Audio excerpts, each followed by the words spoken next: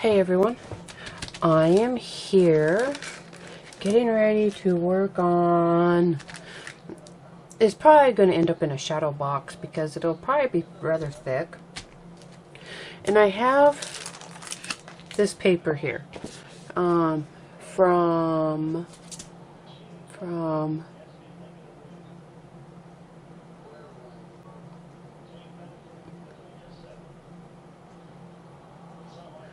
for some reason it doesn't like to, there, I have my paper and I have it in a package that I saved, just a 12 by 12 package that I had saved,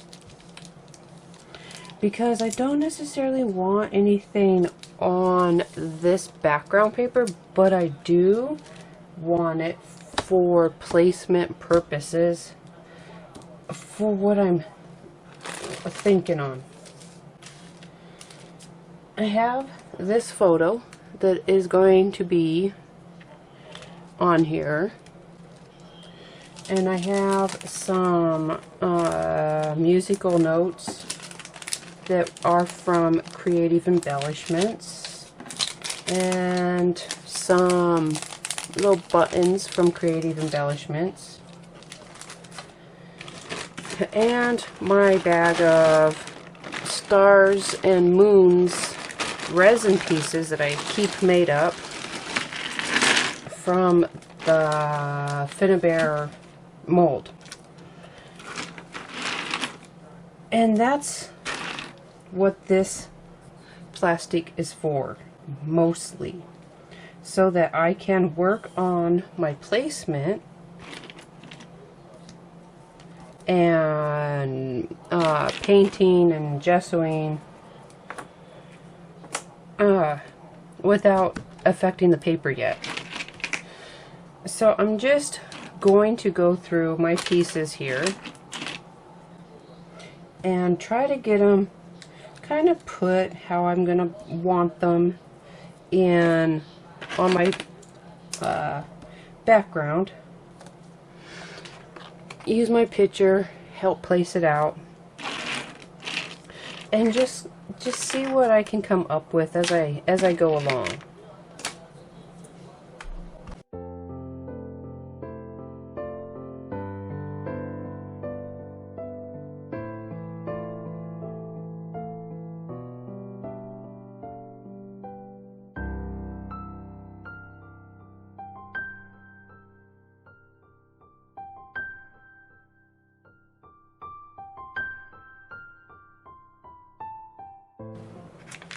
Alright, I kind of have some placement going here, and I'm going to just move that paper out of the way because I want to start kind of working on this. It's not going to dry so long as it's on this plastic, not completely, but it is held in place right now, and I can peel it off.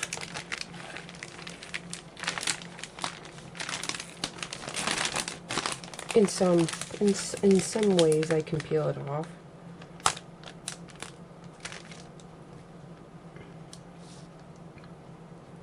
Like so. I mean, it may seem weird that I did all that on top of this plastic, but I really had to make sure that I liked where things were going to be going on that paper. So I'm going to now kind of dry up, pull off and dry up some of the undersides so I can get my gesso going on these and get ready to add the mediums.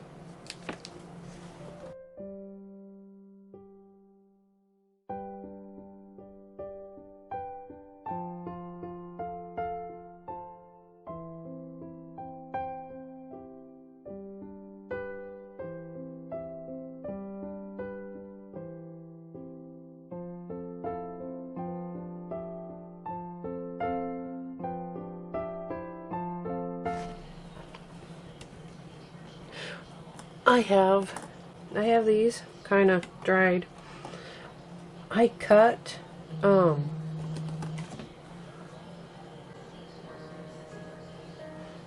sorry, had an alarm go off there. I cut the plastic out from behind it, and then I used my big heat gun. It gets a lot hotter than the Ranger heat gun, and it basically just melted that plastic down in underneath. It is a kind of quick way to solve that problem, and it does actually give it a little bit more lift, which I think will work. So I'm gonna take my black gesso I have here. It's the Dina Wakley gesso, and just give everything here a good coating of it, and then dry it, and then by then I think I'll have my colors picked out that I'm going to be using, and just start building up finally.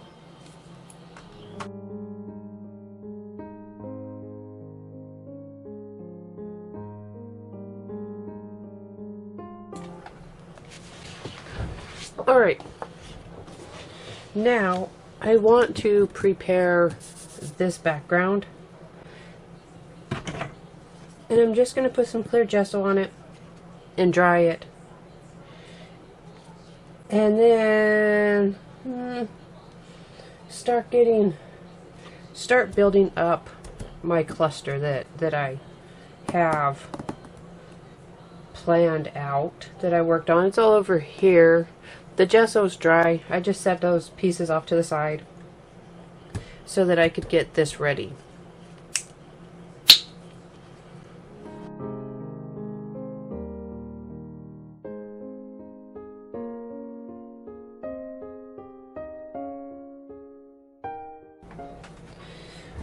Alright, this dry has gesso on it, but I want to start adding color to my mold pieces and that chipboard. So I have some royal blue metallic paint, yeah, metallic, and I have some yellow blue opal magic, and then I have some unicorn's hair sparks, and I have some flowers here that I also think might get added in, but I'm not going to do anything to them quite yet because I haven't quite made a full determination. So I'm going to, and my paints are going to be kind of mixed and layered, and I don't really have a plan going right now outside what's rattling around in my little head. So I'm just going to get going, probably painting, drying in between, layering up my colors, and seeing what I can make.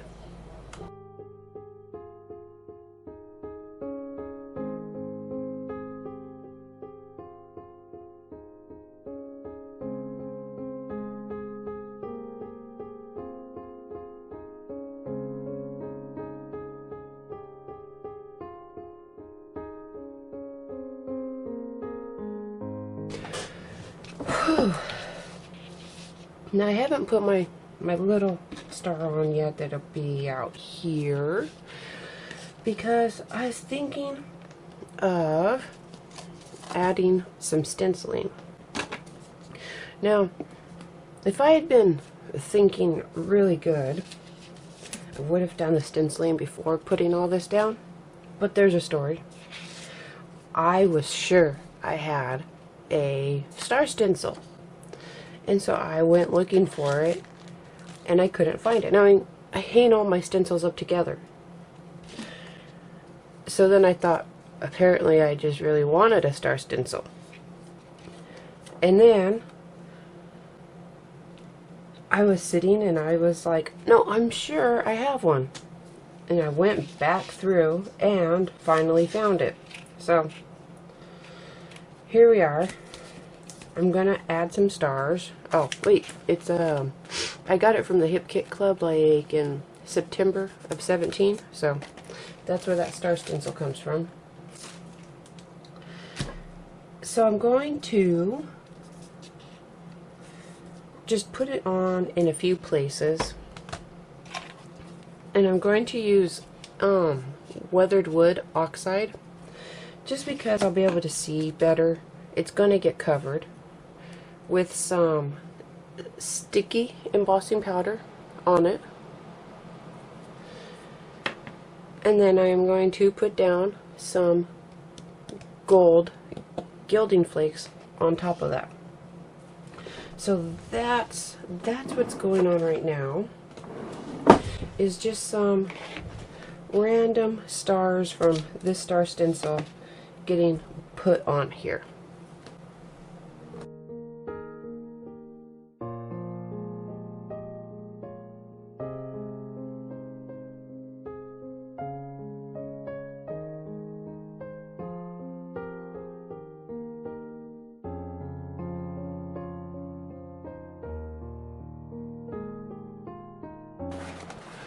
Alright, just a little bit extra on here, and just to kind of line that up and show again, sort of going like so now. Now I have some flowers that I'm thinking of putting on here.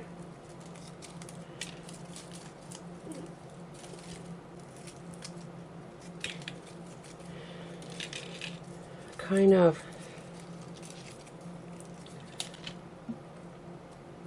along the edges, sticking out from the flower, or sticking out from the picture. But there is something I did want to do on top of all of this before I get to these flowers, and I may have to add some more. I have to go through my flowers, see what I have.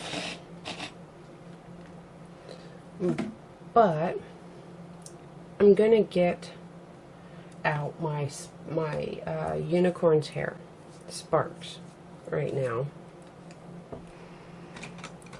and I'm gonna kind of add it to the pieces that are on here,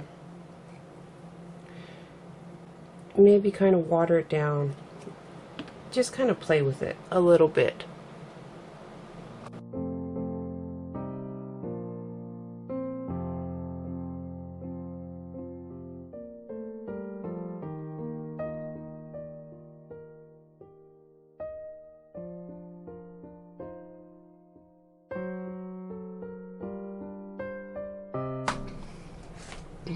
Okay, my paint's all dry. You can see some shimmer in there where it spread out a little bit.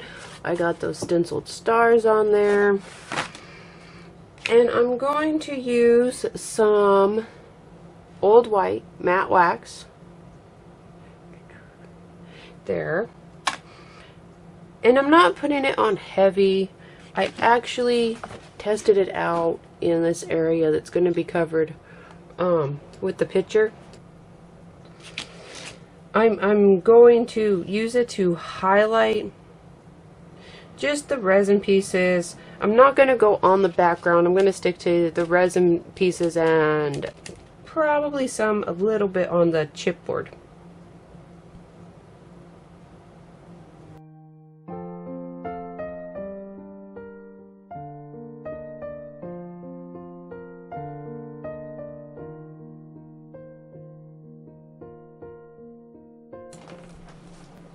Alright, I have that wax on, everything's ready to go, and I'm going to start adding on some flowers. I have some blue and white roses over here that'll probably be tucked in with these white ones here around, just in a few spots, not overwhelming, just in a few spots. And I'm just going to start playing around with it and then topping it off with this picture. And I'm just going to use some more super heavy gel. It's easy to work with. It takes so long enough to dry that I'll be able to move things around if I need to. And then I'll just let it set up and see how it's looking at the end of all of that.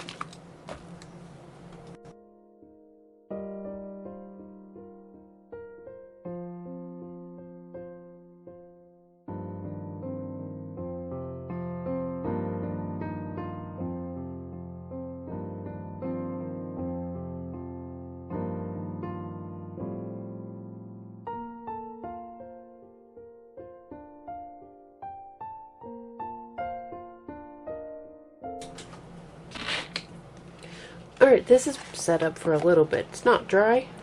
I have a 12 by 12 piece of chipboard back here that I'm going to back this with. And I have added just a little bit of some Tim Holtz Tissue Tape, Washi Tape, from the Symphony set. Right there, Symphony set. It's the one that has the musical notes with it. Goes with my little music themes here. And I think I'm also going to add on, I have this partial pack. I think it was a 6-pack. I had got in the July 2020 Cards, Tags, and More kit from Treasurely Kit Club. But they're creative embellishment little buttons here. And like I said, I think it was a 6-pack, and I'm going to use up the last 3. I'm just going to stick them in with these clusters, like so, kind of in there, like this. You really might have to shove things in there a little bit, but I'll get them there. I think it'll be about like that. And I'm going to add, let's see, the same here, except I'm kind of going to go here and here so that it kind of looks like it's being taped down. But I just take off a little strip and then I tear that in half and put them on the corresponding straight edges.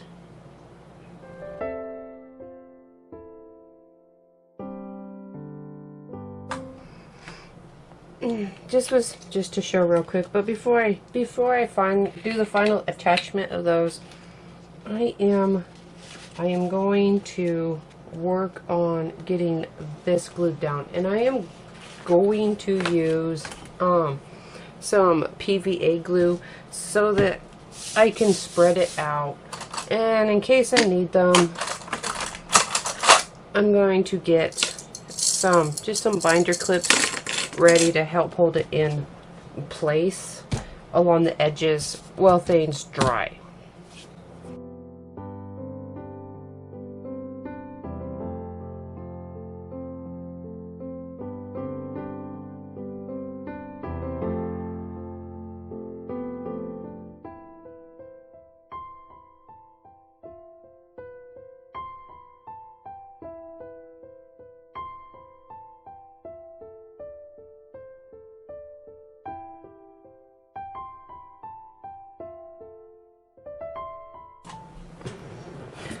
Alright, I have this pushed down. PVA glue's relatively sticky and it dries pretty quick, so it's not really taking a lot to hold it. I was just concerned about the corners curling up, but everything is holding down very well. And I came across this. I have half a jar of some vintage gold glass glitter that I've had from the April 2020 mixed media kit from Treasure Kit Club. And I did sprinkle it on a little bit here, just test it out, and I do like it. So my final 2 steps to finish this up is adding some of this glass glitter and then popping these little buttons on and letting everything dry, and then this is done. So for my glass glitter, I'm just going to grab up my diamond glaze and put it on where I want it. And then for these, I'll just plop a little bit of some super heavy gel to hold them in place.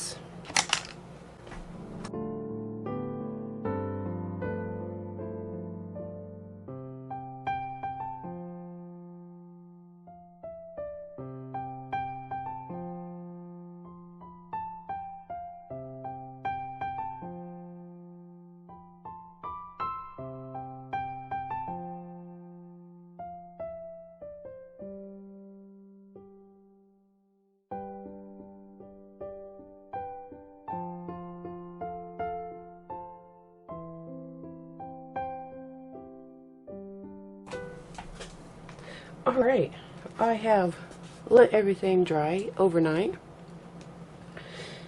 It's pretty thick, and I can still feel a little bit of moisture coming through the chipboard on the back there. So I'm just going to set it off to the side. Let it sit out for a few days, make sure it's really dry, and probably mount it into a shadow box. But I am calling this one done. So thank you for joining me here on this little video, and I will see you again soon.